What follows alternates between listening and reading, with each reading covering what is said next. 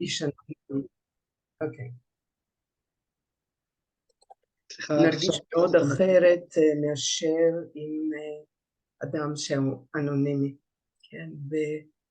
וכן הלאה וכן הלאה. יש הרבה מאוד ממדים של איך אפשר באמת להבין את הדואליות הזאת של מה שקורה לנו בפנים לעומת מה שקורה בחוץ. אנחנו מדברים על טראומה חיצונית, כן? כולם רואים את הממדים של האסון הזה שהוא מאוד טראומטי, אבל אנחנו לא יודעים איך הטראומה תתנהג בתוך הבן אדם, וכל בן אדם יגיב מן הסתם בצורה אחרת. והיה לי חשוב שככה ניגע קצת מה זה ההבדלים האלה. ככה אנחנו מבינים שאנחנו באזור של חוסר שליטה, אבל איך נבין יותר טוב מושגים כמו המילה באנגלית resilience, כן, שאין לה תרגום טוב ואחיד בעברית. זה יכול להיות coping, זה יכול להיות התמודדות, זה יכול להיות הסתגלות, זה הרבה דברים ביחד. זה אשכול של מילים שהן מאוד בעצם מהותיות לתהליך הזה שאנחנו נרצה להיפגש איתו. ואני רוצה להתחיל עם סיפור. בקליניקה שלנו כאן הגיעה אתמול בערב חיילת, קיבלנו פנייה, חיילת שהייתה באחד המוצבים, כן, אתם יודעים שככה מול עזה בעצם יש מערכת שלמה של מוצבים, בתוך המוצבים יש תצפיתניות, כן, לרוב זה תפקיד של אישה, לשבת מול מסך ושעות על גבי שעות להסתכל מה קורה. היא תצפיתנית באחד המוצבים, והיא ראתה ממש, היא הייתה בין הראשונים לראות שבעצם יש חדירה מול העיניים שלה, כמה מטרים ממנה, והתחילה התרוצצות והתחילו יריות. הם בעצם, המחבלים היו צריכים למוטט את המוצבים האלו כדי להתקדם, כן, כדי שלא יהיה, לא יעבירו מידע ולתפוס אותם ממש ממש על חם, וזה מה שהם עשו. עכשיו, החיילת הזו נשארה בעצם בתוך מוצב כזה, כשהיא עם חברה ולא יודעת מה לעשות. וזה רגעים שיש צמתים בתוך הנפש. מה עכשיו? מה אני עושה עכשיו? כן, איך אני מפרשת? מה קורה בתוך המערכת של קבלת החלטות? כן, איך הגוף מגיב? איך השכל מגיב? כן, וכל החיילים נכנסו לשטח בתוך המוצב, מוצבים, כמה מוצבים, שנקרא מיגונית. כלומר, יש איזה אזור שהוא מוגן, כן? והם חשבו ששם הם יהיו מוגנים. החיילת הזאת אמרה לחברה, אנחנו לא נשאר פה, כי זה יהיה המקום הראשון שהמחבלים יחפשו, כן? ואז הם רצו לחדרים, איפה שהם ישנים, ונכנסו לשירותים. המחבלים חיסלו זה לאחר זה את כל החיילים, הם פרצו את המיגוניות ופשוט חיסלו את הקו הראשון הזה, והיא והחברה בתוך השירותים. כמובן, בלי לדעת אם יבואו, יצליחו, יפרצו, יגלו. אתם מבינים שזה רגעים של חוסר ודאות. והיא והחברה מצאו את עצמם בתוך השירותים האלה, בעצם כל היממה וכל הלילה שלאחריו, וכל הזמן חיפשו תוכניות מילוט אלטרנטיביות במידה ויפרצו. אז היה להם תוכנית סדורה כל הזמן, והסוף היה שהם לא יכלו גם להתקשר, הטלפונים לא היו איתם, אבל הסוף היה שבסוף, אחרי כל כך הרבה שעות, הם שרדו, לא מצאו אותם, והיו חיילים שבאו לחלץ אותם. בתוך הסיפור הזה יש גם משהו שהיא נדרשה לעשות, אחרי כל כך הרבה שעות של חוסר שינה וכמובן אוכל וכולי, היא נדרשה לריצת אמוק כדי להתקרב לאזור הבטוח, והיא הצליחה לעשות את זה, והגיעה הביתה. האמא לא ידעה מה קורה איתה כל השעות האלה, והיא בת 18. כן? אז אנחנו בעצם, זה אחד הסיפורים, יש כל כך הרבה סיפורים. אני בחרתי את הסיפור הזה להביא לכם, בגלל שהיא בעצם מראה לנו משהו שמתוך האשכול הזה, שנקרא חוסן, coping, resilience, כל המושגים האלו שאנחנו מנסים להבין מה מבדיל בין אדם לאדם, למה חיילים החכמים אחרים לא חשבו על מה שהיא חשבה, למה בעצם, למה, מאיפה היא לקחה את התושייה הזאת. וכשפגשנו אותה, היא הייתה, עכשיו אני מסכמת את הסיפור, כי אני רוצה לשמוע גם אתכם. בסוף הסיפור היא אמרה, אני גאה בעצמי. באמת מגיע לה להיות מאוד גאה בעצמי. אבל עוד יותר חשוב זה שהיא יכולה לראות את זה. כן, אנחנו יכולנו להגיד לה, יכולנו להציע לה להיות גאה בעצמי, אבל לא היינו צריכים. היא אמרה את זה. כן? זאת אומרת שיש פה באמת איזה סיפור קצה של מישהי שמראה לנו דברים מאוד מאוד של יכולות מיוחדים מאוד, ואני חושבת שזה מלא שאלות לגבי עצמנו, מה אנחנו היינו עושים במצב כזה. כן, אני בעצם שואלת אתכם, אם תוך כדי שאני סיפרתי, אם היה לכם מחשבה כזאת, וואו, אני הייתי זאת שהולכת לשירותים, או הייתי זאת שהולכת עם כולם? כן, שאלות, כי האירוע הזה שהוא כל כך יוצא דופן וכל כך דרסטי ודרמטי, הוא בעצם גם מאפשר לנו איזושהי היכרות נוספת עם עצמנו. כן, איך אנחנו רואים את עצמנו?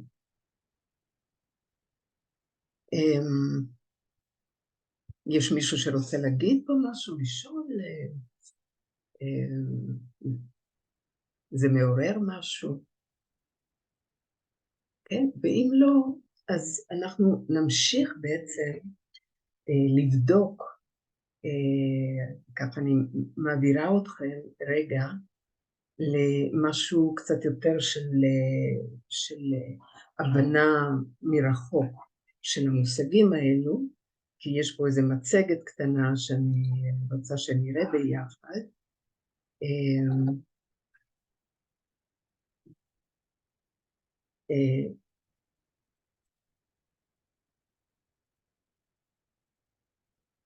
בעצם כולנו מכירים, אנחנו ראינו את זה בלי סוף. אני בטוחה שאתם ראיתם את זה ושאתם ככה מופצצים בחומרים על טראומה ומה קורה בתוך המוח, מחוץ למוח, אבל כדי שאני אוכל להסביר לכם את העיקרון הזה של איך בעצם אנחנו יכולים להבין מה נדרש מאיתנו גם כאנשים, גם ברמה של ממש אדם שנקלע למצב כזה, אבל גם כמטפל, אז חשוב להבין את המערכות האלו של המערכת הלימבית והקורטקס, כי בסיטואציה רגילה של החיים, שתי המערכות האלו עובדות ככה בעבודה משותפת מאוד מאוד יעילה וככה בשיתוף פעולה. ברגע שנכנס גורם סטרס, ובמיוחד סטרס מהסוג שמכניס גם אלמנט של סכנה, אז המערכות האלו ממש הולכות 180 מעלות, כן? ולכן, אני ככה לא תרגמתי, אבל בואו תשאלו אותי אם זה לא בטוח, אם זה לא ברור, יש פה איזה מסלול, כן? שמתחיל פה עם הסטרסרים, עם הסטרס, כן? שלצד הזה הוא מסלול שלם, כן? שהוא נתון, כולנו נמצאים בתוך המסלול הזה, אין יוצא מן הכלל, כן? שהמגדלה שהיא אחד בעצם מהמרכיבים של המערכת הלימבית, מיד היא נמצאת בהיפראקטיביות, וההיפראקטיביות האלו גם של המגדלה ושל עוד חלקים, הוא משתק את הקורטקס, והקורטקס הוא בעצם כבר לא עוזר לנו, וזה מאפשר בעצם לחלקים האלו לקחת כמו איזו שליטה, כן, על המוח, ויש תחושה של חוסר אונים טוטלי, וכמובן שהבן אדם נכנס למצב של פרגמנטציה של יכולות, כן? הוא כבר לא מתפקד בעצם באותו רגע. בואו נעבור לחלק, בואו נגיד, המתקן את המצב הזה, ואני בטוחה ששמעתם בלי סוף המלצות, ואם לא אז אנחנו נדבר על המלצות האלה. המלצות על זה שאנחנו כמטפלים כרגע לא נדרשים לתת טיפול, לא לדבר על הרגשות ולא לדבר על ככה תהליכים דינמיים. אנחנו פשוט במצב שחייבים להחזיר את הקורטקס לתפקוד, כן? ואז יש כל מיני שיטות לעשות את זה, אבל אנחנו כמטפלים צריך שיהיה לנו מאוד ברור שזה התפקיד, כן? ואז זה מתחיל מזה שאנחנו נעשה פעולות מאוד מאוד פשוטות שדורשות את המעורבות הקוגניטיבית, כן?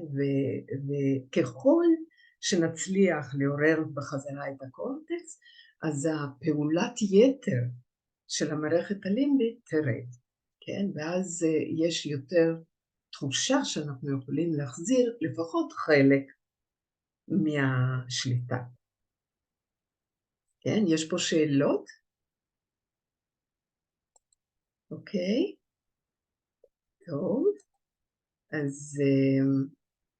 אז אני ממשיכה, כיוון שבעצם מה שחשוב היה לי מתוך הים חומר שיש בנושא הזה, זה היה דווקא להתמקד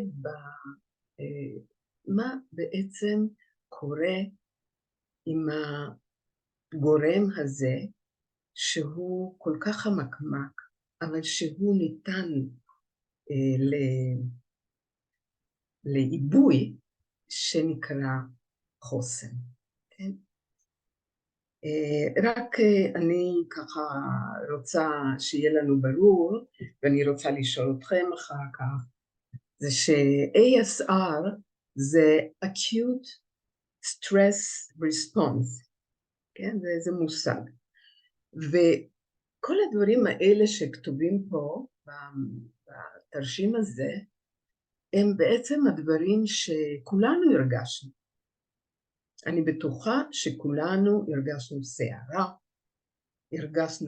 הרגשנו חוסר אונים, זה אני מדברת על היום הראשון, כן? אנחנו היינו במצב של בלבול עמוק בשעות הראשונות, כן? בעצם זה יהיה מעניין לבדוק את עצמנו, כן? איך יצאנו משם? אנחנו לא גרים בדרום, היה לנו זמן, קרו דברים שאפשרו לנו לצאת מהמצב הזה, כן? אני עוברת דווקא לתרשים הזה, ואחר כך ככה קצת נשוחח. זה בעצם תרשים שהוא מסכם את כל המסלול של ההתפתחות של תגובה טראומטית. הוא קצת מורכב התרשים הזה, אבל מי שיצר אותו בעצם הוא רצה ככה באופקי, אנחנו רואים את ציר הזמן, ובאנכי אנחנו רואים את אחוז ההשפעה על אנשים. אז בציר האופקי, כן, תסתכלו, אנחנו בשגרה קורה פיצוץ. בפיצוץ 100% של אנשים יש להם תגובה פיזיולוגית נתונה, כפי שאמרנו, שהיא בעצם ההשתלטות של המגדלה. כן? לכולנו, בלי יוצא מן הכלל, יש תסמינים. כן? באותו רגע זה ממש acute stress reaction או response. כן? זה פשוט נתון. אני לא יודעת אם אתם מצליחים לעקוב, כי פה אנחנו מדברים, תסתכלו למטה, על מתחילת האירוע ועד 48 שעות הראשונות. ב-48 שעות הראשונות, כן, אם אני מעלה את הקו, כן, אז פה הוא תופס עדיין את ה-acute stress reaction, אבל 50% מה-100% שהיו ככה בתוך הלחץ, הם ימשיכו הלאה. 50 הם ירגיעו את המערכת, וכבר אין ASR. כן? יש רגיעה של המערכת, וחזרה לתפקודים משולבים של המערכת הלימבית ומערכת הקורטקס. 50 האלה, כמו שאתם רואים, מתוכם לא כולם יהיה להם פוסט-טראומה. כן? אתם רואים שעד 4 שבועות, פה למטה, יש זמן להתערב ב-acute stress disorder שעדיין, כלומר ה-reaction שעדיין נמצא, והוא כבר הפך להיות disorder בחודש הראשון, אבל רק אצל 50%, ואם אנחנו נתערב בחודש הראשון, יהיה לנו אפשרות להוריד את 50 ל-20. עכשיו, זה לא רק מטפלים, זה הסביבה, זה הגורמי הגנה של אדם, זה היכולות שלו, זה הנסיבות, יש כל מיני גורמים שמתערבים, וכשאנחנו מגיעים ל-20%, עדיין יש אפשרות להינצל מה-chronic post-traumatic stress disorder, כן? שהוא בעצם, לפי מה שכרגע נסתמך על, כן, על מחקרים, הוא כרגע מתגבר ומתבצר ב5% מהאנשים שהיו באותו אירוע. ברור? אתם הצלחתם לעקוב? אני אשמח לשאול, סילבנה. אוקיי. מה שמעניין אותי אם לפי התרשים הזה, זאת אומרת, או אמרת משהו, בעצם זה לא קשור לתרשים, אמרת שמיום ראשון כבר דברים אולי קצת, זאת אומרת יום ראשון היה את האירוע, טראומטי. בשבת. שבת ראשון, כן. זאת אומרת, כאילו, טוב, זו שאלה קצת קשה, אבל אם אנחנו לא בתוך האירוע, האם כבר אפשר להתחיל להגיד האמת היא, אני אגיד במקום אישי, אני מרגיש את זה קצת, מרגיש שיש איזשהו רגיעה. כן, מה? כן. לא, אני מרגיש איזשהו סוג, זה קשה להגיע רגיעה באמת, כל הבלגן. נכון. אבל זה משהו אחר מיום ראשון. מוצאי שבת, בוא נגיד, בשבילי. ומעניין אותי איך את, אם את, מה את חושבת על זה? כן, זה בדיוק התופעה שאנחנו נראה, כל בן אדם שני יהיה לו איזושהי דרך להרגיע את מה שהוא חווה. עכשיו תראו, אנחנו לא בזירה, כן? זה גורם מאוד מגן, אבל יש אנשים שעדיין מאוד נבהלים מהזעקות. כולנו. אני רוצה לשאול אתכם, בזמן הזעקה, בין 0 ל-10, כמה כל אחד מכם מרגיש עוררות?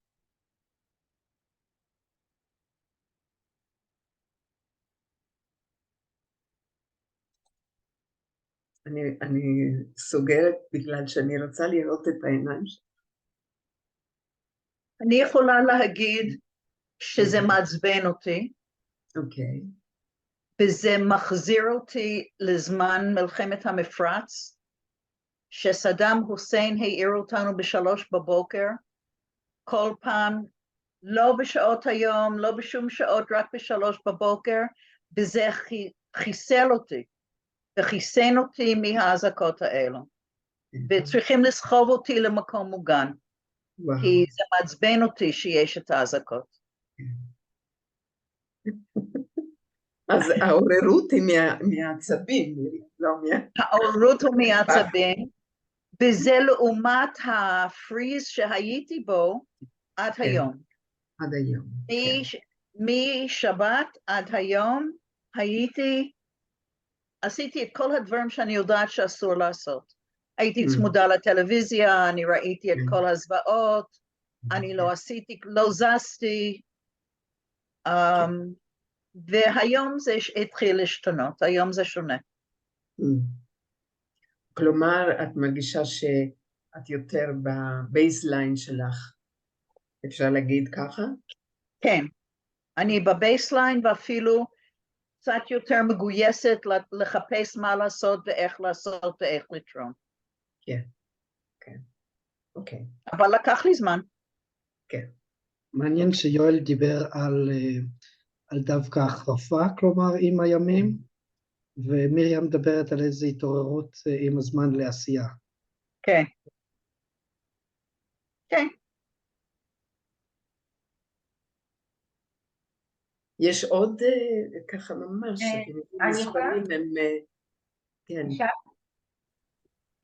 אני משום מה לא מפחיד אותי אזעקות, ואם אנחנו כבר מדברים על מלחמה, כשהיה את החוסיין, זה היה בדיוק כמה חודשים שעליתי לישראל, ממש, ואז חוויתי את האזעקות, ואני גם לא יודעת למה זה לא הפחיד אותי, אני זוכרת שהייתי מסתובבת ברחוב, כי כולם היו נכנסים למקלט, זה היה מעצבן אותי לשבת במקלט, ואז הייתי מסתובבת, גם עכשיו, גם בחיפה כשגרתי, אז הייתה מלחמת הלבנון, וכל מיני, כאילו, לא פעם, אז גם כן, לא כזה, גם מתוודה, גם היום הילדים לא בבית, אז אני לא הולכת למקלט, וזה לא כזה, אני לא יודעת מה זה מוסיף לי, כאילו, אולי קצת, אבל זה סתם כזה מעצבן, אבל לא יותר מדי, אבל דברים אחרים הם מפחידים אותי. מה קורה? כן, סליחה סופי, אני שואלת גם אותך, אבל גם כולנו, מה קורה כשהבום הוא מאוד מאוד חזק וקרוב? זה בטח משהו, אז כנראה אני פשוט לא מאמינה שזה יקרה לי. אוקיי, בין 0 ל-10. 10 כנראה. מה את מרגישה באותו רגע? אני לא יודעת. דינה, לך היה קרוב מאוד. לי היה מאוד קרוב, זה היה ליד הבית. ליד הבית, מרסלה. כן, כן, אני לא רואה את עצמי, אבל אתם רואים אותי? כן, כי אני לא רואה את עצמי. אוקיי. אז אתמול הטיל נפל ברחוב לידי. וזה היה, כל הבית שלנו רעד, אני לא בן אדם חרדתי, ואנחנו נכנסים למקלט, אבל זה לא היסטריה גדולה, אבל כשיצאנו לא הבנתי, וכשהבנתי שזה היה ליד הבית, פתאום התחילו הדפיקות בלב, כי כשהטיל היה, לא פחדנו, בידיעה של לראות הנזק שזה עשה ומה יכל לקרוא, כי זה יכל לקרוא גם אצלנו, כי זה עבר לנו כנראה מעל הבית, אז התחילו הדפיקות, לא ברגע של הידיעה מה יכל לקרוא, זה המקום. הפנטזיה הרעה הפכה למציאות רעה. נכון. אז זה היה מאוד לא נעים, בוא נגיד ככה. אז היום אני חושבת שאני קצת יותר בעוררות עם אזעקות מאתמול.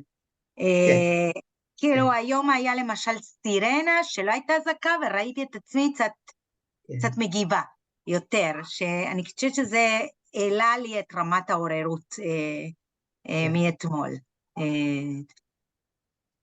כן, וזה רק מסביר משהו שהתרשים לא מביא. הוא מביא בעצם אירוע בודד. יש אירוע, כן? ופה האירועים הם בעצם לא הסתיימו, אנחנו לא מספיקים או לא מפסיקים את כל הירידה של העוררות מהאירוע הקודם, וכבר קורה האירוע הבא, כן? ואז אנחנו לא מגיעים בקלות למצב שממש נשחרר אותה. בדיוק. כן.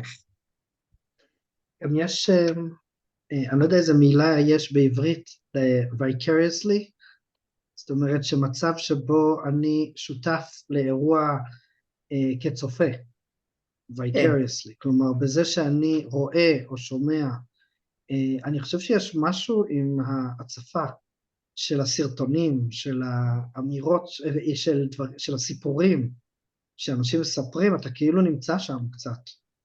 זאת אומרת, אני חושב יותר מהסירנות, לשמוע זוועות כאילו, או לראות אפילו זוועות כאילו, ויש איזה חור שחור כזה, שיש לנו איזה משיכה אליה, שצריך להתאמץ כדי לא להיכנס לתוך זה, כן. כדי לשמור על עצמנו, אבל יש משהו בדבר הזה שהוא חוויה מחדש, מבחינת עוררות. ומיכה, מה שאתה אומר בעצם מקשר אותם עם עוד מושג שכולכם מכירים, אבל שהוא מאוד שייך כאן, של טראומה משנית, והוא דבר שצריך לשים לב אליו, כי אנחנו מדברים על חוסן, ואנחנו מדברים עלינו, אנחנו עוד ככה ננסה קצת להתעמק במושג הזה, איך אפשר שאנחנו נגדל את החוסן של עצמנו, או איזה דרך יש לנו להגיע לשם, כן? והטראומה משנית היא דבר איך אמרת מרסלה, שאת הרגשת יותר, כן? משהו היה לך שם, נכון, בגוף, ואני שומעת אנשים שאומרים ככה את התיאור הזה, שזה נשאר בגוף.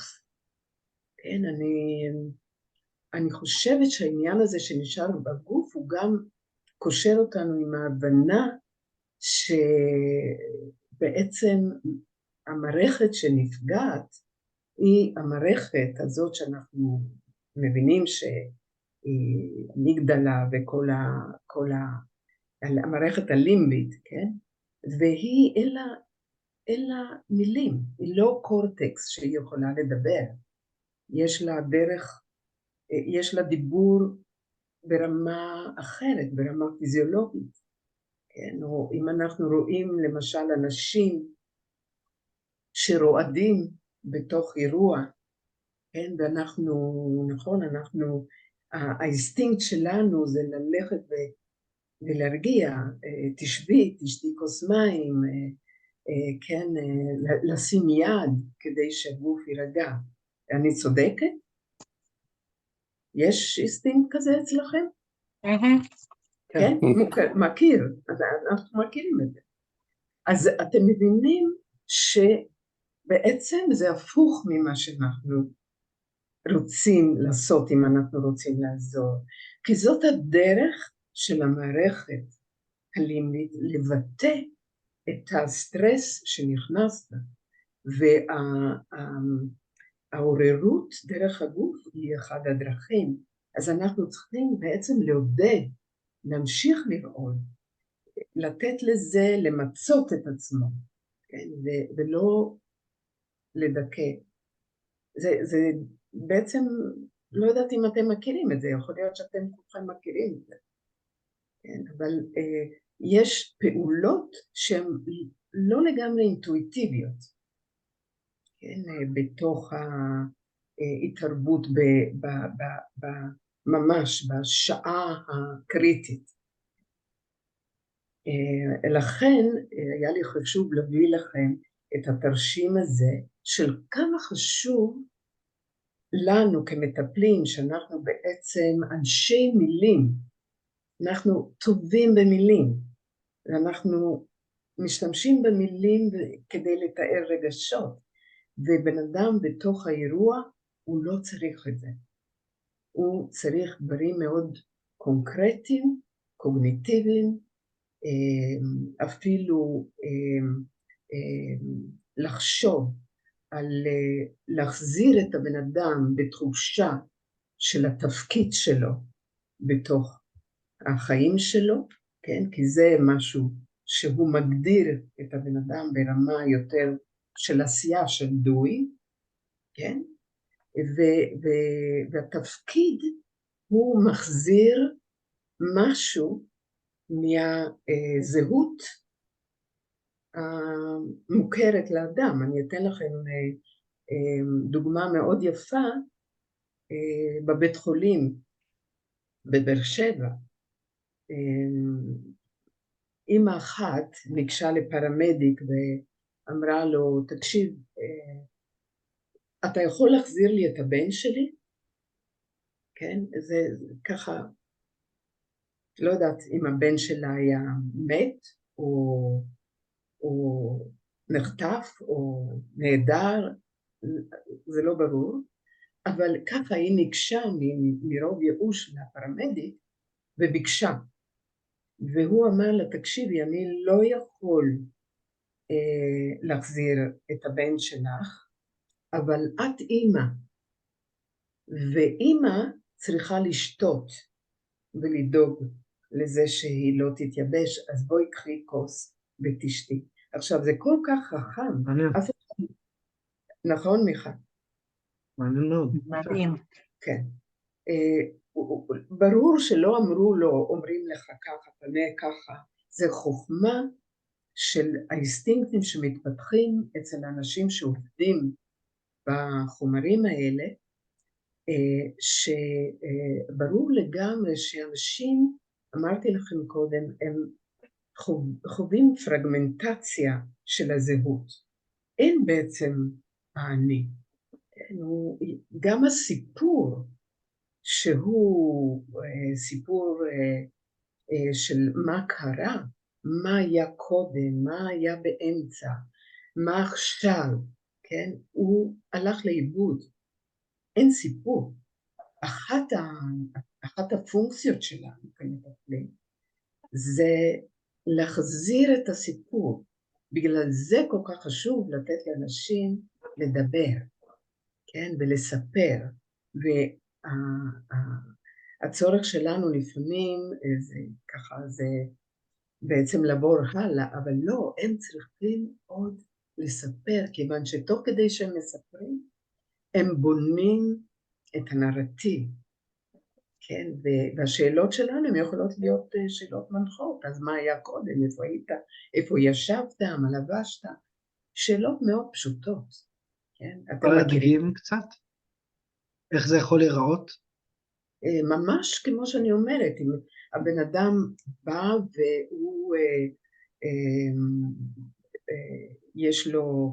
יש לו באותו רגע איזה התקף חרדה, כן, והוא מדבר על משהו לא ברור, הוא שואל שאלה שאי אפשר לענות לה, כמו האמא,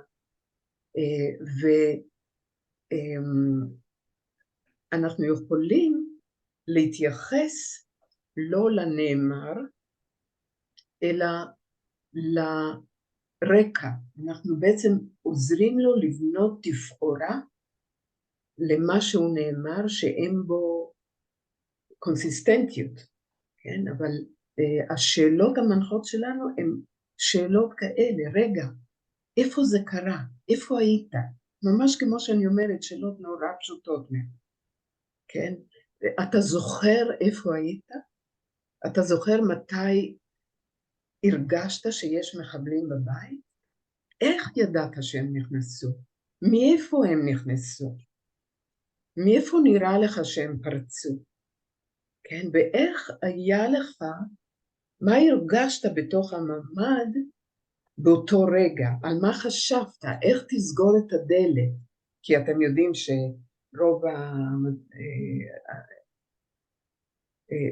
המיגוניות האלה, אין נעילה, כן? זה אחד הדברים שהתבהרו, כן? שעשו ממ"דים, אבל לא חשבו על זה שאפשר פשוט להיכנס לתוכה. אז אלה שאלות שהבן אדם מתמודד דקה אחרי דקה, בשניות האלה, כן? וזה חלק מהסיפור שלו, זה חלק מה שהוא היה צריך לגייס בתוכו כדי לשרוד את אותו רגע. כן, אז יש אין סוף סיפורים, אבל אתם מבינים לאיזה רמה קונקרטית אנחנו יורדים. כן? חשבת שאתה תצליח להחזיק את הדלת? כן? עשית את זה בידיים, שמת איזה חפץ? ממש ככה. כן? ואז אנחנו בעצם, בדרך הזאת אנחנו עוזרים לחבר, לתפור חזרה, כן? וזה מאוד מאוד חשוב, עוד לפני הטיפול על הטראומה עוד מחכה, זה ממש לא אקטואלי. אז המטפל במצב הזה עוזר לחבר את הקרעים שבסיפור. כן. אגב, יכול להיות שאפילו אין קרעים, יכול להיות שאין סיפור, שיש הבזקים של התפרצויות בתוך הנפש, כן? הם שמעו בום, הם שמעו ירייה, הזיכרון הוא יכול להיות זיכרון מהסוג הזה, אפילו לא, אתה יודע, מאוד מאוד חופשי, כן? אוקיי? אז זה עוד אחד הדברים שהם לא אינטואיטיביים לנו כמטפלים. תגידו לי אתם אם אני טועה, כי יכול להיות שאתם ממש שם ומיותר לדבר על זה. משהו מאוד חזק שעולה זה באמת אופס, סליחה. אני במיוט? לא. משהו מאוד חזק שעולה, זה שבאמת האינסטינקט הטיפולי, של כל מה שאמרת, דיבור על רגשות, יש כן דיבור על רגשות, אבל זה לאו דווקא דבר מרכזי, וזה אפילו יכול להזיק. אני מדברת על התערבות בתוך השעות הראשונות, כשהאמיגדלה, בעצם כל המערכת הלימבית, היא מופעלת בצורה מאוד חזקה, וכל המערכת הקורטקס לא עובד. כן? ואז זה בעצם מאוד נכון, אבל מאוד נכון מה שאתה אומר, שאנחנו בעצם נרגיש כשיש מרחב להיכנס עם שאלות שהן יותר ככה בהיקף של הזהות של הבן אדם. אנחנו נרגיש את זה בדיבור של הבן אדם, ובשאלות שהוא שואל, ביכולת שלו לבכות בכי הולם, כן? אז יש כל מיני סימנים שיכולים מאוד לעזור לנו, כן? אבל אני חושבת שהרגישות שלנו פה בזמנים האלו, ב-48 שעות הראשונות, ובשבועיים הראשונים זה משהו מאוד שונה, אבל למשל עוד משהו שהוא מאוד מאוד חזק, זה שאנחנו כולנו מורגלים לחשוב שבשעת משבר כזו, בעצם אחד הדברים שעוזרים למטופלים זה להגיד להם האירוע הסתיים. אתם מכירים את זה. זהו, עכשיו אתה במקום בטוח, האירוע הסתיים.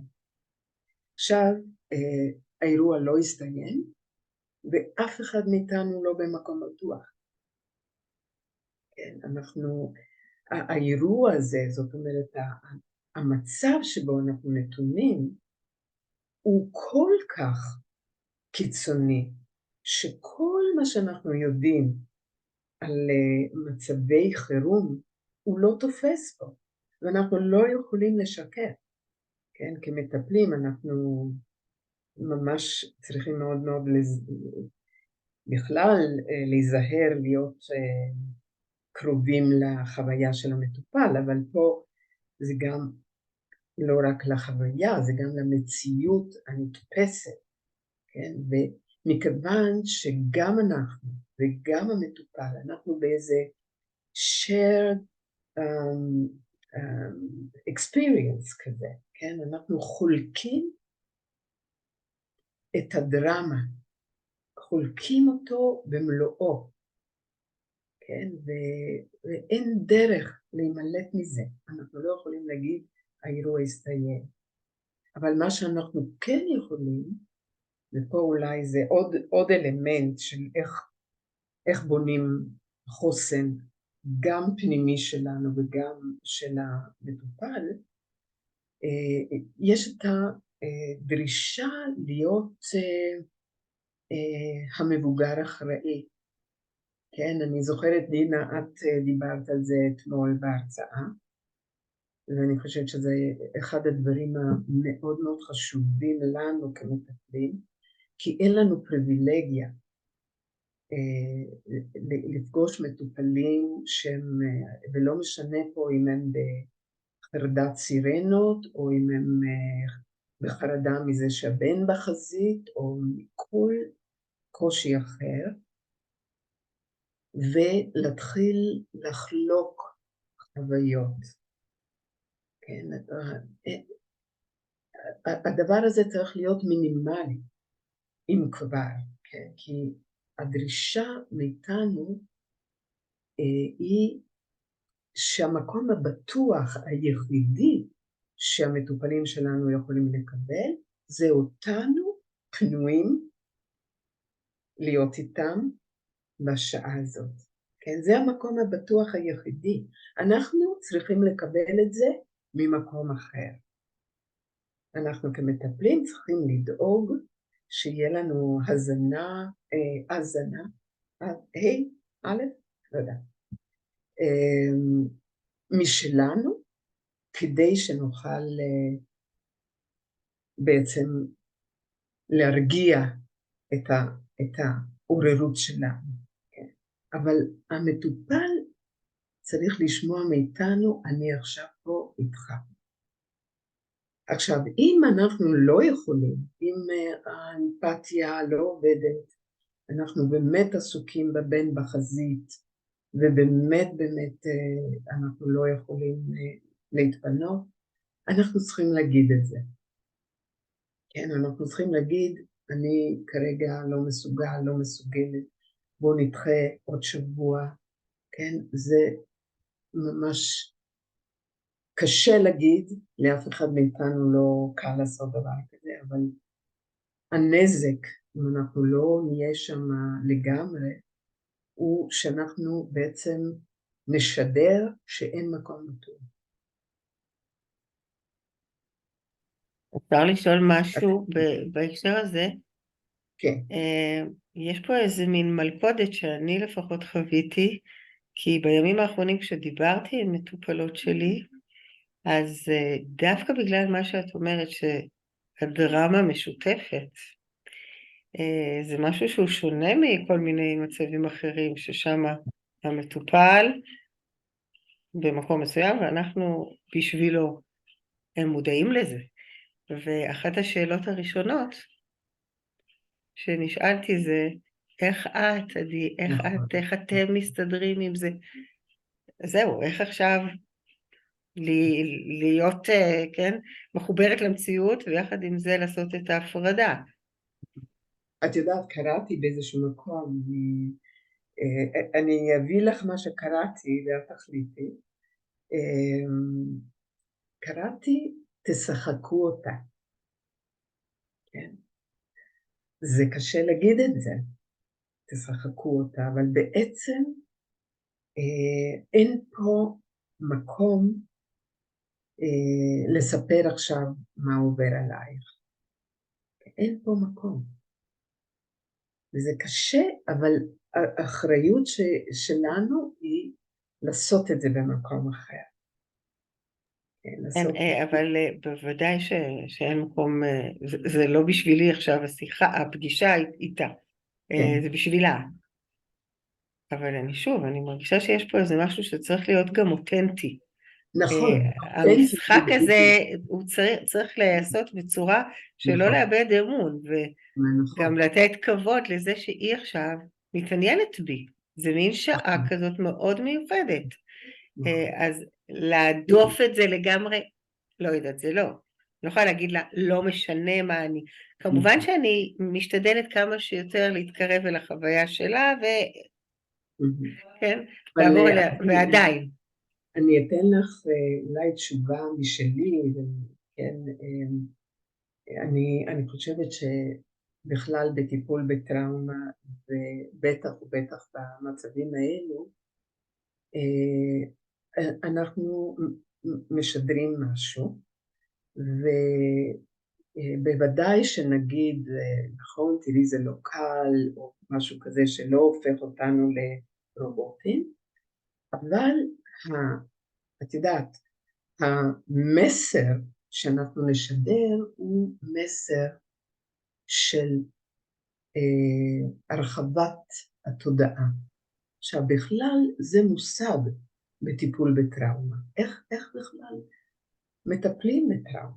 כן, כל השיטות מ-SE ועד EMDR ועד כן שיטות אחרות של אפילו של טיפול בגוף, הם כולם, הבסיס שלהם זה להרחיב, ממש לעשות איזה משהו שהוא מרחיב את התודעה לעוד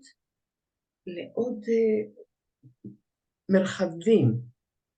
כן, אם אתם קראתם את הספר הראשון של באסל ואן דר קולק, כן, הוא ממש מדבר על זה מאוד מאוד יפה, כן, שאנחנו לא יכולים לשנות מציאות, אנחנו יכולים, כמו למשל בתרגילי נשימה, כן, מה את עושה בתרגילי נשימה? את מלמדת לקחת מהעולם, מהמרחב, כן, פנימה, ולהידבר עם המרחב הזה. זו פונקציה שהיא לא פונקציה מילולית, זה לא במילים אני אגיד את זה, אבל אני אתן למטופלת הזו את התחושה של בואי, אני ממש, אני גם עוברת דברים, אבל בואי נראה איך אנחנו יכולים להיות היום, כל דבר אותנטי עובד, כן? ואת צודקת מאוד, אני מאוד מאוד שמחה שאת אומרת את זה. והפונקציה הזאת של ההרחבה היא בסיסית, אתם מכירים את זה, נכון? זה עובד, אגב, אצל כל אחד מאיתנו יש כישורים אחרים לעשות את זה, כן? כל אחד יש לו את הדרך שלו, אבל זה ברור לגמרי שזאת פונקציה שמתכתבת מאוד חזק עם חוסן. כן? חוסן לא יכול להתרחש כמו שהנרטיבים קוראים לזה thin, כן? הסיפור המצומצם, כן? אם אני רואה שם רק את מה שחונק אותי, כן? אז זאת תהיה הרגשה, אנחנו צריכים לעזור לעשות את זה. זה מתכתב עם מיינדפולנס, זה מתכתב עם יכולת להשתמש בגוף, כן, סליחה מכאן. לא, רק רציתי להיות בקו עבודה איתך, לשים לב לקולות היותר שקטים, היו פה שתי הצבעות, גם של יעקב סייט, שאולי רוצה להגיד משהו, וגם רבקה וייס שמצביעה. איך אני לא ראיתי? לא עושה זה? אז... כן, אז אני כולי אוזן, תודה לך. אז אולי יעקב, כאילו, שתתחיל ורבקה. זה יותר קשור למה שדיברנו יותר קודם, אבל גם קשור לנקודה של החוסן. החוויה האישית שלי, אני הייתי במעלה אדומים, אנחנו קיבלנו את ההודעה די יחסית באמצע התפילה, והבית כנסת התרוקן על בערך 60% באמצע התפילה, כולם קיבלו צו 8, כמה רכבים של פיקוד העורף לקחו את כולם, והתחילת אירוע היה שמה, והייתי אומר שהרגיעה רק הגיעה יותר היום, אבל ותוך כדי הרגיעה הזאת אני שמתי לב קצת בנקודה יותר עמוקה בהתמודדות שלי אישית, מה אני מתמודד איתו, ואחד מהחוויות שאני שמתי לב שאני מתמודד איתו, אני בישיבה, אני מלמד בישיבה, אני חלק מהטיפול המטפלים הנפשיים פה בישיבה, ואני שוהה עכשיו שעות על גבי שעות בישיבה, ואני השארתי אישה עם ילדים בבית לבד, זה לא קל, יש לי גם בת שנכנסת ל-fear flight mode בצורה קצת הזויה כשעולות הסירנות, וזה פשוט לשבת עם חיבוקים, מבקשת לשים את הידיים על האוזניים שלה, והיא ברוך השם היא מתפקדת, אבל זה לוקח הרבה זמן להרגיע אותה ולהיות איתה ושמה, אני רואה פתאום שחוץ מכל מה שקורה וחוץ מהטראומה שאנחנו חווים איתה והחוסן הנפשי האישי, יש נקודה לאחריות שלנו גם כלפי המשפחה שלנו, גם כלפי הסביבה שלנו, התלמידים שלנו במקרה כזה שאני בישיבה, וכן אנחנו צריכים להיות המבוגר האחראי ולהראות את היכולת, הסיבולת על זה, ואז אנחנו מגיעים הביתה בסוף היום ב-11 בלילה, כנראה הלילה לא יגיע הביתה לפני 12 בלילה, ואתה מנסה ליצור מקום, את המקום הזה של החוסן, המקום הזה של השקט הנפשי, ואין את המקום הזה, כי המקום הזה מחוץ לבית, לא נותן את זה, בתוך הבית לא בהכרח נותן את זה. הייתי היום בבוקר גם בזום וובינר עם מרכז החוסן הבינלאומי, אני לא זוכר את השם שלה, היא אחראית על המקום בשדרות, והיא הדגישה, פעם אנחנו פחדנו אולי על טילים שנופלים, היום המציאות הדמוגרפית השתנתה לגמרי, שאנחנו מפחדים היום על על אנשים שנכנסים אצלנו לתוך הבית, ואיך אנחנו מייצרים את החוסן הזה, ועד כמה שנהיה אחרי מבוגר, אנחנו גם צריכים את המקום של עצמנו, את המקום שאנחנו מבטאים את זה, ואיך אנחנו מייצרים את זה בשביל עצמנו. שאלה, אתה שואל? כן, שואל, מנסה להוציא. כיוון שאני דיברתי הרבה, בואו נראה אם יש אנשים שאולי רוצים להתייחס לזה.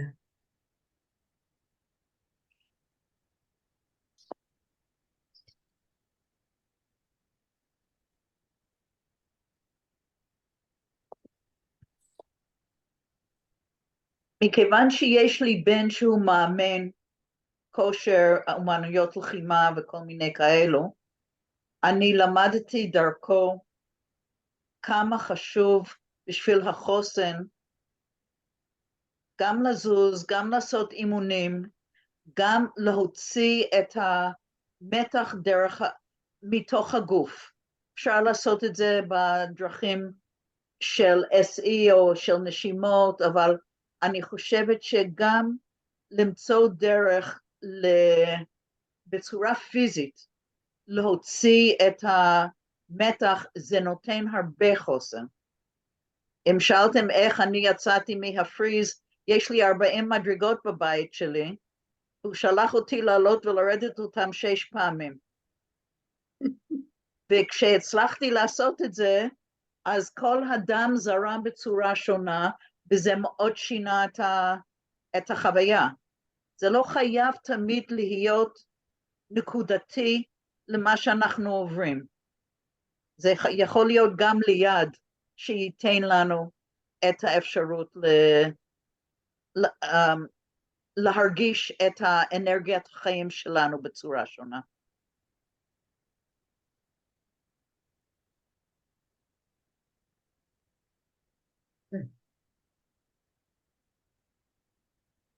איך בעצם, בואו נשאל את השאלה, אני רואה שהזמן מתקצר, אבל אולי אני אראה לכם שיקופית על חוסן אחר כך, אבל לשאלה שלך יעקבי, היא בעצם שאלת השאלות.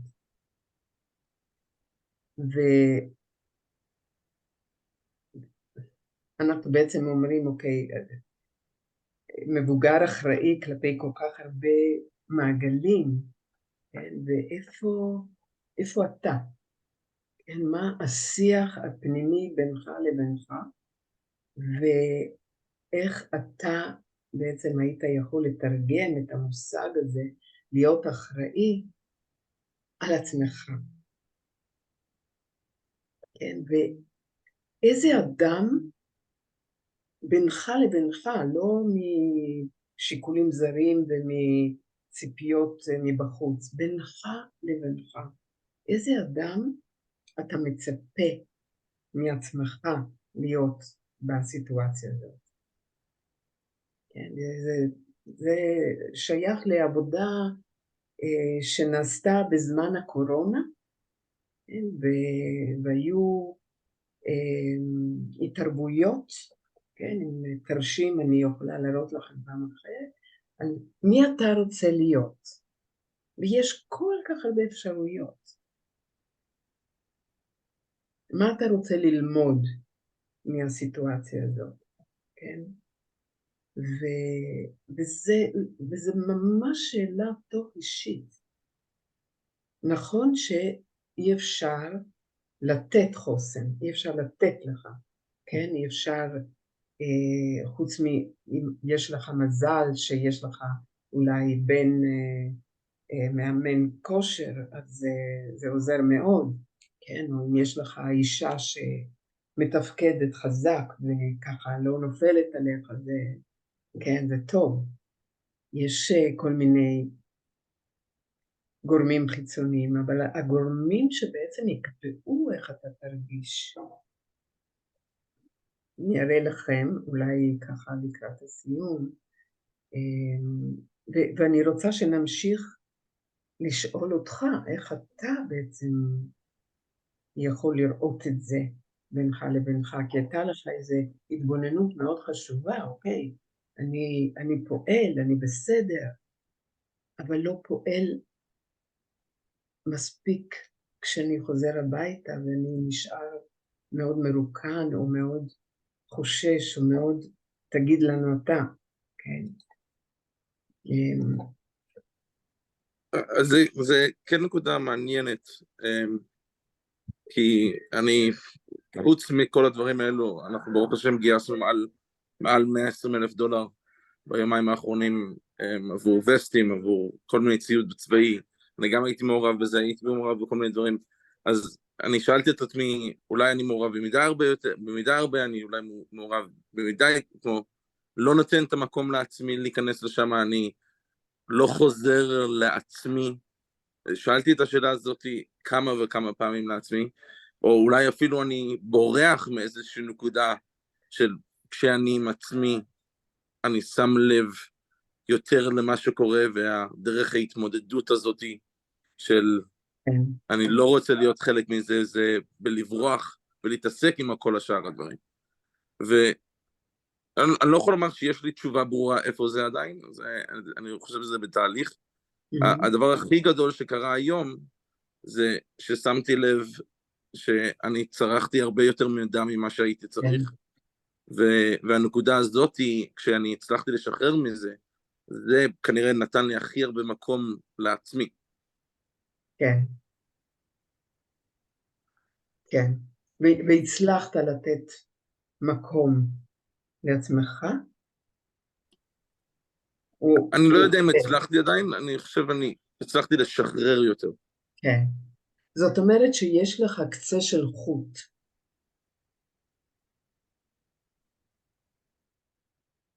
כן. הייתי אומר איזה אור בקצה המנהרה. כן. זה שייך באמת למה שאני למדתי על הנושא הזה, זה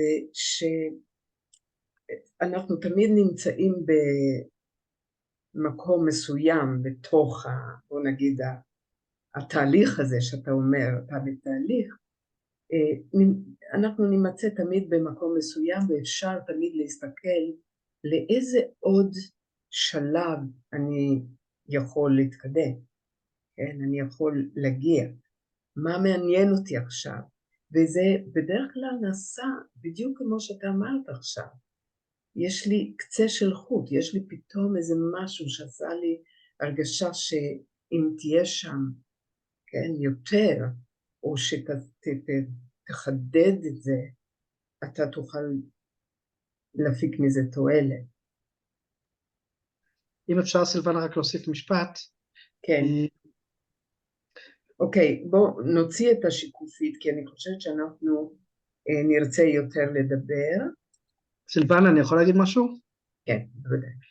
רק להגיד, בהמשך של הדברים של יעקב, שאני מוצא שלפעמים המקום שאנשים נותנים לעצמם, כל אחד צריך להכיר את עצמו, מה הדרך שלו, אבל יש כאלה, והרבה אנשים אני חושב שהמצב, התיאור של יעקב, של הפעילות שהוא עושה, ואפילו זאת המתישה שהוא חוזר ב-12 בלילה, והוא לא מוצא לעצמו מקום לכאורה, אבל לכאורה זה סוג של לעשות למען עצמו, זאת אומרת זה חלק מהזהות שלו, כמי שעושה פועל ויוצר, ואפילו הצליח לגייס והצליח לעשות דברים, שזה גם סוג של לעשות למען עצמך, זה אלטרואיסטי, זאת אומרת זה משהו שהוא, משהו בתרומה לזהות האישית כמי שעושה, זה רובד אחר של נתינה לעצמי, ברור שכאן יעקב אתה מתאר תחושה בסוף של איפה אני בתוך כל זה, אז יש לזה, אז אהבתי את מה שאמרת שיש קצה חוט במקום שבו ראית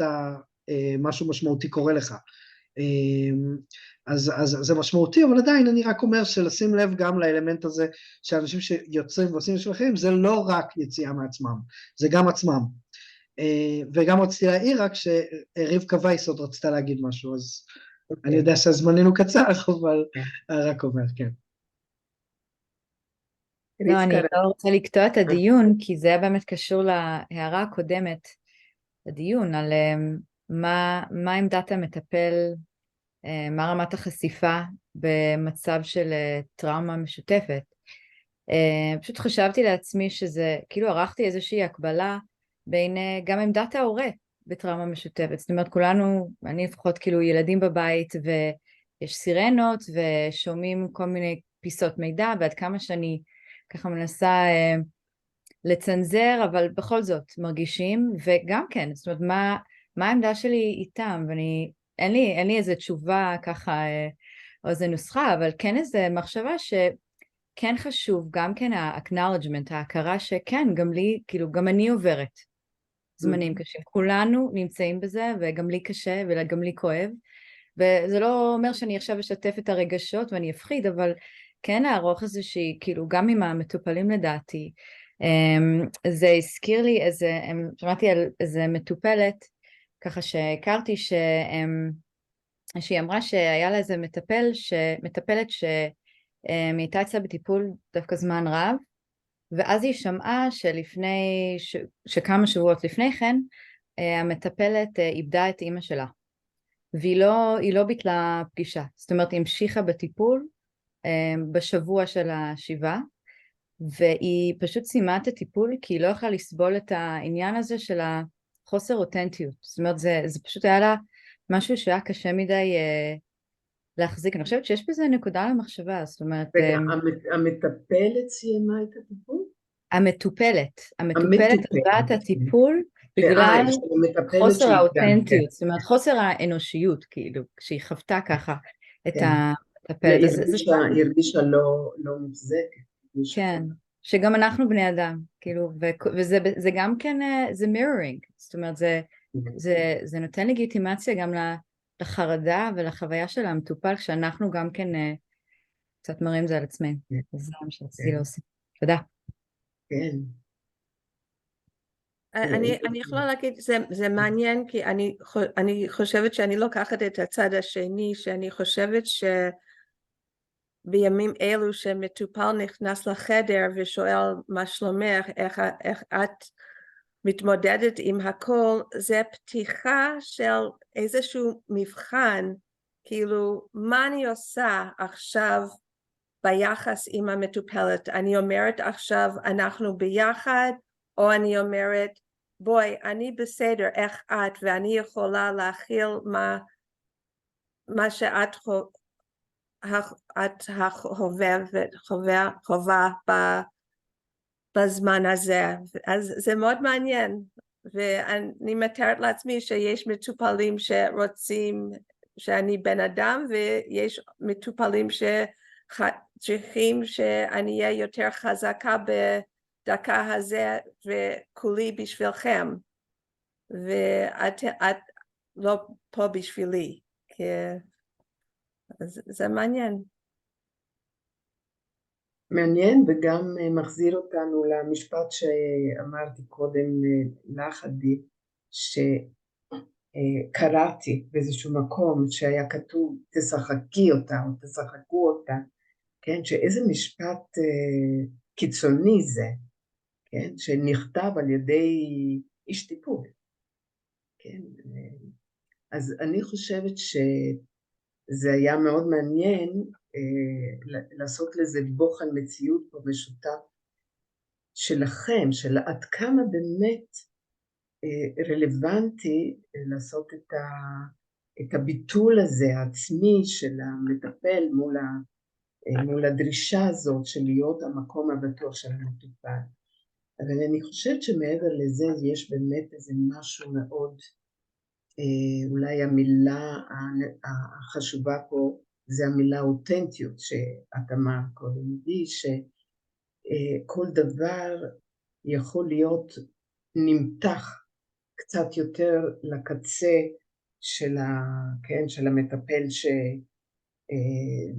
שמחזיק את עצמו, ובקצה השני המטפל שיותר זקוק לאיזשהו שיתוף, והמתח הזה הוא מאוד מאוד תלוי סגנון, תלוי שפה של המטפל, וזה חשוב, כן? כי אין פה באמת איזה סרגל שמודד. הסרגל הוא באמת הסרגל הזה של להישאר בעמדה אנושית מול הבן אדם, כן? יכול להיות מאוד אנושי גם להגיד מה שעכשיו דינה, את אמרת, עם האינטונציה הזאת, אני בסדר. כן, באמת אני בסדר, אבל עד כמה שאפשר. אני יכולה להגיד משהו, סילבנה? כן. לגבי זה, כי אני אתמול, שאמרתי לכם שהטיל נפל, קיבלתי אולי 15 הודעות ממטופלים שדואגים לי, אוקיי? אז כאילו התהפכו היוצרות. וואו, מרסלה, מה שלומך? אתם בסדר, לא את, אתם, כאילו זה כבר כלל את המשפחה שלי. חלק מהמטופלים שאלו אם יש לי מקלט בבית, האם נכנס לחדר, יש לך מקלט, תשמרי על עצמך, וואו, היה, קודם כל זה נורא ריגש אותי, זה חייבת להגיד, עד כמה זה בשפה דינמית, את יודעת מה קורה פה וזה, אבל אני חייבת להגיד שברגעים האלה הרגשתי כאילו התהפכו היוצרות, הם דואגים לי במקום שאני דואגת להם. אז רציתי להביא את הקטע הזה. זה מעניין, אני גם כתבתי, אני גם כתבתי לכל המטופלים שלי, כאילו, לכולם, גם מנווה, לא מנווה, שאלתי מה שלומם, איך הם מרגישים, וכולם, כאילו, אחר כך חזרו להם באיך אני, ואם בסדר, ועם ילדים, הכל בסדר, זאת אומרת, באמת זה משהו שעשה אותנו שווים סוף סוף, לא איזה מטפל, איזה פרויד יושב בו, והוא מעל כולם, ודף לבן, לא שאני דף לבן מתישהו, אבל זה לגמרי היה כזה משהו מאוד מאוד קירב גם, משהו שקירב סך הכל. כן, ושוב אני חושבת שזה נושא מרתק, כן, כי גם מרסלה שלרגע היית האדם שדואגים לו, אין ספק שבניהול נכון של הקרבה, שבירת, כן, אפשר להגיד תפקידים, בניהול נכון של הדבר הזה אפשר לחזור אחורה. כן, הבעיה היא שאי אפשר לחזור אחורה, כשמשהו נעשה אחרת, כן, שמתערב בתוך הסיטואציה הטיפולית בצורה כזו שקורה משהו אחר, אולי לא דווקא רע בהכרח, אבל כן, אולי אפילו אפשר להשתמש בזה בטיפול אחרי זה, ביכולת שלהם, פתאום אני כן לפתוח את זה, איך היה לכם לדאוג לי, כאילו משהו, את יודעת, בעניין של הקשר, אם אנחנו עובדים על הקשר, דרך זה, היה לי מחשבות מה לעשות עם זה, שאני אפגוש אותם, כן? וזה דוגמה נהדרת, כי ברגע שאת שואלת שאלה כזאת, אז את המטפל, את מתכנסת באיזה, כן. טוב, איפה אנחנו משאירים אותך, יעקב? עם חיבוק מכולנו. תודה רבה, זה היה ממש ממש טוב. כן, מה ככה בפינצטה, מה אתה רוצה להמשיך לחשוב? יש איזשהו, אני לא מצליח לשים את הנקודה עליו עכשיו, אבל הנקודה הזאת היא לראות שאתה לא היחיד במצב הזה, ומצד שני שכולנו בהתמודדות הזאת של למצוא את עצמנו בתוך המערבולת הזו, ולמצוא את המנוחה, את הנקודה שלנו, את השלווה שלנו בתוך כל האי שלווה הזאת.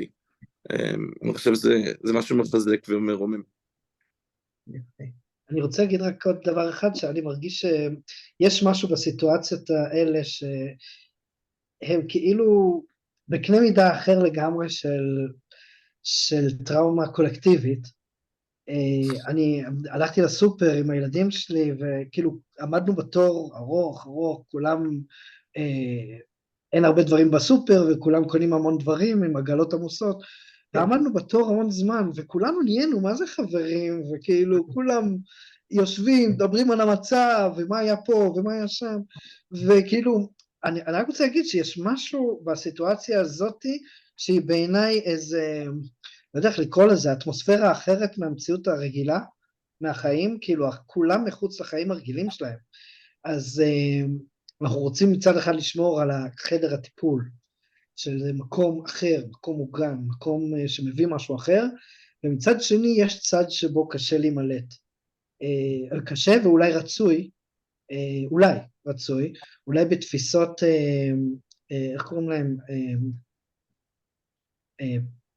הקשריות יותר, תפיסות הקשריות יותר, שטיפול מבוסס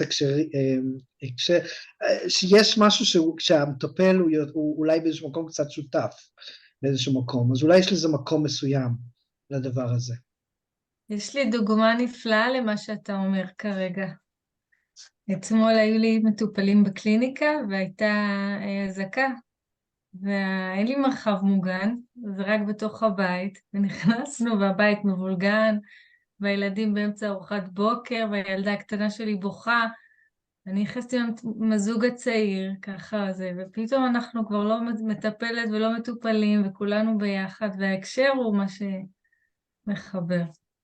זה ממש ככה. בדיוק דיברנו הבוקר בהדרכה, בקבוצת הדרכה, על זה שכאילו, אני חושב, דינה העלתה שהיא שאלה מטופלת שרצתה דחוף להיפגש, אם יהיה אזעקה, היא שאלה אותה, האם זה בסדר שאני אכנס עם המשפחה שלי? כאילו למרחב מוגן, כאילו זה היה משהו שהיא שאלה את המטופלת קודם, והיא גם שאלה את המשפחה, נכון דינה? זה כאילו באמת זה עוד יותר, כאילו סיטואציה. זה מה שאתה אומר, זה מה שיעלון כתב בהתחלה בספר, שזה fellow traveler. לא מטופל. לא יודע איך אומרים את זה בעברית. אני לא שמעתי טוב. אתם שמעתם, אוקיי. יהודה, איך קוראים לזה? fellow traveler. לא יודע אם שומעים אותי? כן, כן, שומעים אותך. זה מה שיעלון ממש fellow traveler בסוף אותו דבר. אנחנו בדרך והם משתתפים, הם טרמפיסטים. הבנתי. כן, יופי. אני צריכה לשמור על הזמן שלכם, אז לא שגמרנו, אבל סיימנו את הזמן.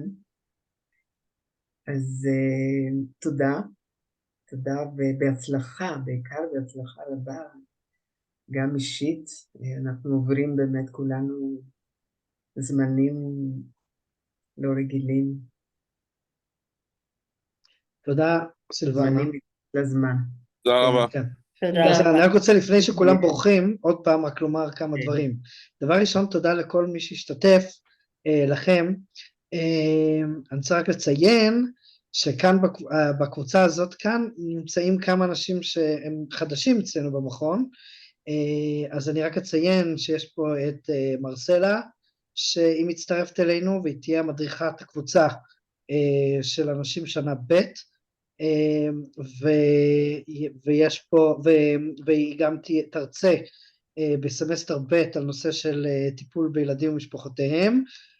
מרסלה, טוב, יש הרבה, כאילו, מטפלת ומדריכה זוגית משפחתית מוסמכת, וניהלה את המרכז לטיפול זוגי בעירייה במשך 7-10 שנים, ועוד כהנה וכהנה, המון תפקידים ציבוריים ופרטיים.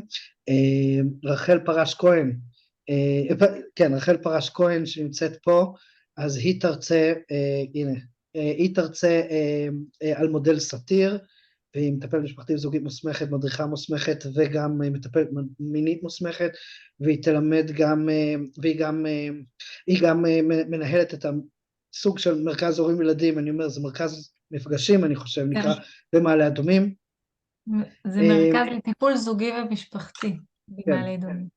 אז היא תלמד את מודל סאטיר בסמסטר ב', נכון? סמסטר ב' זה, ורבקה הראל, מדריכה, מצטרפת אלינו כמדריכה אינדיבידואלית, מטפלת מוסמכת, והיא עובדת ומלמדת גם בהדסה, סטודנטים לרפואה, בתחום הרגשי,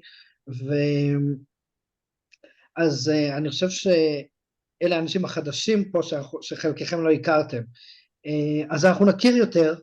אני רוצה רק להגיד עוד דבר אחד שקבענו, ואמרתי את זה בהתחלה, שהחלטנו בעקבות המצב לדחות את התחלת הלימודים בשבוע, נכון? אני חושב שזה היה ברור, כלומר שבוע הבא אנחנו לא נתחיל ביום חמישי, אלא בשבוע שאחריו.